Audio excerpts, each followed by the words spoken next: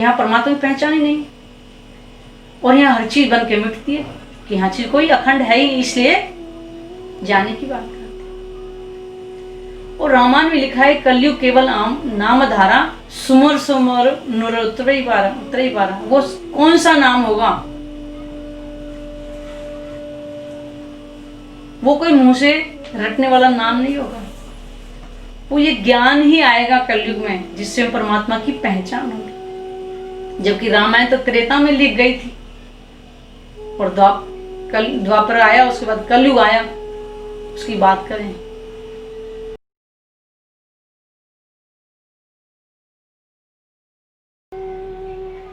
आप सबके चरणों में कोटि कोटि प्रणाम। मैं कौन हूं, कहां से आया हूं और मुझे जाना कहां?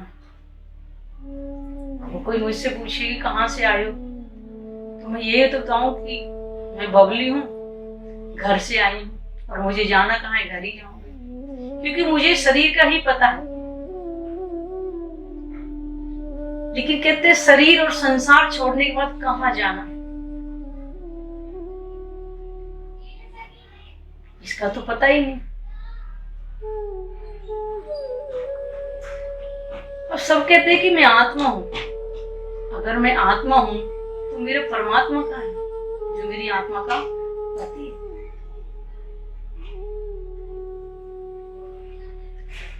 अगर मैं आत्मा कहती तो मुझे मेरे पति के बारे में आजकल ख्याल क्यों नहीं आया कि वो कहाँ रहता है, कैसा है?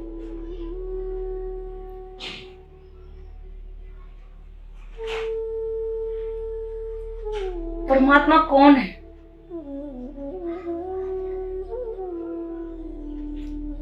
ग्रंथों में लिखा है एको ब्रह्म द्वितीय नास्ति। परमात्मा केवल एक है, अखंड है और अविनाशी। कहाँ रहता है?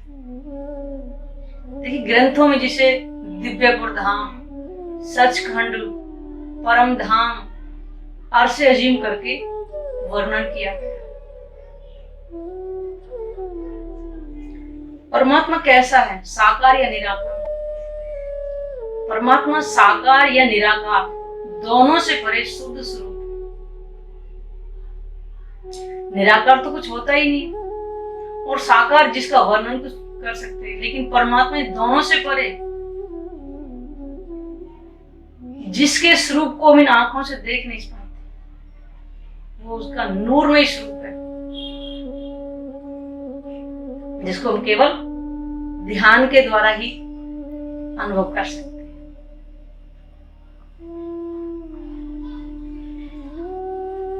हम उसे कैसे जान सकते हैं?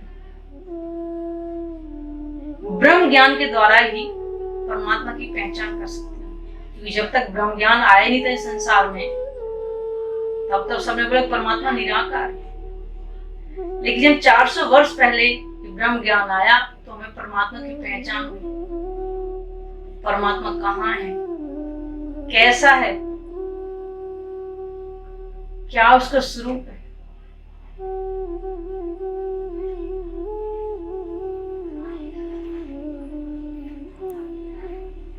धर्म क्या है? तो सब ने आपको धार्मिक धार्मिक कहते हैं। जिसके अंदर धर्म के 10 लक्षण हैं वही धार्मिक कहला सकते हैं।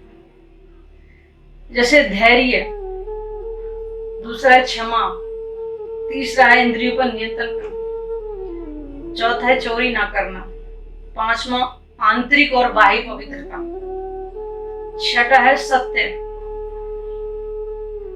और सातवां इंद्रियों को सही मार्ग में लगाना, आठवां है शुद्ध बुद्धि, 10वां है विद्या, और 10वां है क्रोध न करना। जिसे धैर्य, राम भगवान को बोला गया शाम को कि आपका राज्य तिलक होगा सुबह, लेकिन सुबह आके बोला कि आपको राज तिलक तो नहीं होगा, लेकिन आपको 14 वर्ष का वनवास होगा। तो दोनों बातों से वो रात को इतना खुश होकर हंस हंस के पागल नहीं हुए थे, और सुबह उठ के मायूस नहीं हुए थे। उनके लिए धैर्य था, तिलक हो रहा है तब भी ठीक है, और वनवास जा रहे तब भी ठीक है। इसको कहते हैं धैर्य, जो हम सबके अंदर होना बहुत आवश्यक है। चोरी नहीं करना, झूठ नहीं बोलना, और अपनी इंद्रियों को सही मार्ग में लगाना। अगर 10 लक्षण अगर हमारे अंदर है तो हम धार्मिक कहलाते हैं। किसी वेशभूषा के आधार पर नहीं, किसी जाति वाति के आधार पर नहीं, किसी अमीर गरीब के आधार पर नहीं धार्मिक होते।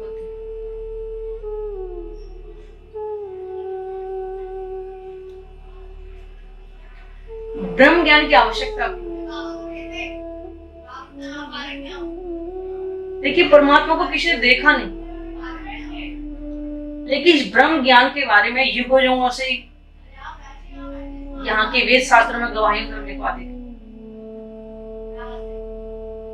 क्योंकि अगर ब्रह्म ज्ञान अगर आता नहीं तो परमात्मा की पहचान कैसे करते हैं, वो कैसा है। इसलिए ब्रह्म ज्ञान की आवश्यकता है। मनुष्य जीवन का अंतिम लक्ष्य क्या है? देखिए, मनुष्य जीवन का अंतिम लक्ष्य केवल यही नहीं है हम बहुत अच्छे पढ़े लिखें, बड़े बन जाएं, पैसा कमाएं, बाहर जाएं विदेशों में, और फिर यही करते करते हम एक दिन दुनिया से अलविदा करते हैं।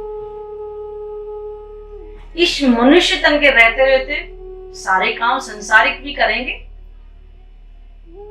रोजी रोटी भी करनी है, लेकिन मनुष्य जीवन के रहते रहते परमात्मा की भी पहचान करनी है, ताकि हम आवागमन से मुक्त हो जाएं। इसलिए मनुष्य जीवन का अंतिम लक्ष्य हमारा ये होना चाहिए। जन्म और मरण यानी सुख दुख से छूटने के लिए हमें क्या करना चाहिए? देखिए, संसार में हर कोई दुखी है, चाहे वो धनवान हो, चाहे गरीब हो, चाहे गृहस्थी हो, चाहे साधु सन्यासी हो, हर कोई दुखी है। लेकिन अगर हम परमात्मा की पहचान करके अगर हम परमात्मा के चरणों का अगर ध्यान करेंगे तो हम सुख दुख से छूट सकते हैं, वरना और कोई उपाय नहीं।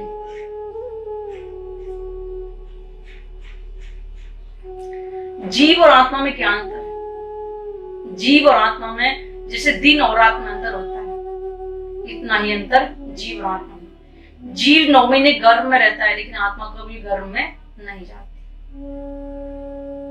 जीव हर योनि में जाता है, लेकिन आत्मा केवल एक मनुष्य तन के ऊपर ही बैठ करके लीला देखती है। भगवान और परमात्मा में क्या अंतर है? देखिए, भगवानों में गिनती ब्रह्मा जी, विष्णु जी और शंकर जी थे, लेकिन परमात्मा केवल एक है। वो सत्य है, चेतन है और आनंदमयी। यदि परमात्मा एक है तो अनेक की पूजा क्यों?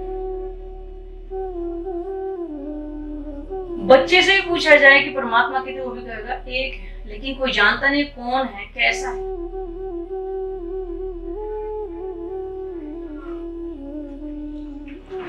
क्योंकि ये ब्रह्म की पहचान कराने वाले संसार में कोई था ही नहीं, इसलिए सब अज्ञानता बस कोई पेड़ों की पूजा में, कोई पत्थरों की पूजा में, कोई नदियों की पूजा में, कोई किसी पूजा में लगा हुआ। लेकिन आज हमारे पास ये ब्रह्म ज्ञान आप देख रहे हैं, तो हम ब्रह्म की पहचान करें और अपने आवागमन से मुक्ति पाएं कि बार बार जन्म और मरण जो होता है।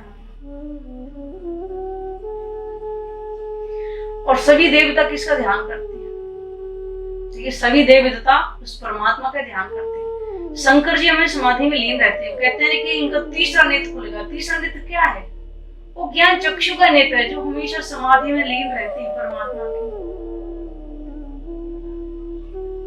विष्णु भगवान है, परमात्मा का ध्यान करते हैं। जब लक्ष्मी ने उनसे पूछा कि नाथ आप किसका ध्यान करते हो, तो कह रहे मेरे मुख में शब्द ही नहीं है कि मैं बयां कर सकूं किसका ध्यान करता हूँ, इतना मगन रहते हैं। तो फिर क्यों ना हम भी उस परमात्मा का ध्यान करें, जो देवी देवता भी उन्हीं का ध्यान करते हैं, भगवान भी उन्हीं के ध्यान करते हैं। तो आज हम भी मनुष्य तन पा करके परमात्मा का ध्यान करें, अपने आवागमन से मुक्ति पाएं।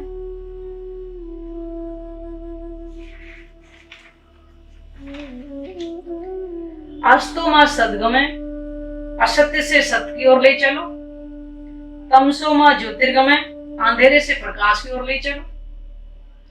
मृत्यु और मां अमृतगमय, मृत्यु से अमरता की ओर ले चलो। तो बताओ जब तीनों चीज यहाँ पर जाने की क्या बात करें,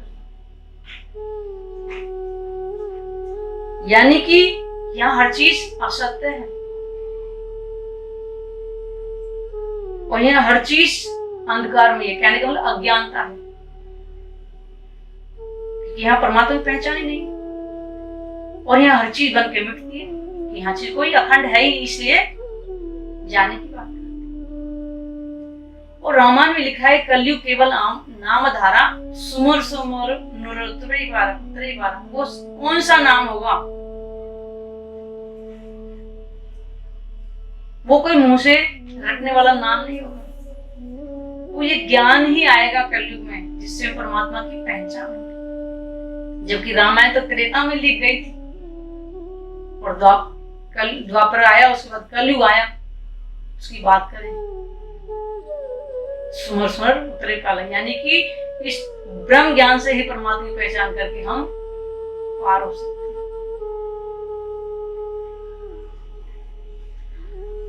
और घरों में जैसे कीर्तन कराते हैं, शंकर जी की भी मूर्ति होगी वहां, राम भगवान की भी होंगी, राधा कृष्ण की भी होंगी, शेरा वाली की भी होंगी। और फिर आरती कौन सी बोलते हैं, ओम जय जगदीश हरे। बीच में एक लाइन आती है, तुम हो एक अगोचर सबके प्राणपति। तो सबके प्राणों को नाथ, प्राणनाथ वो कौन है जो एक अगोचर।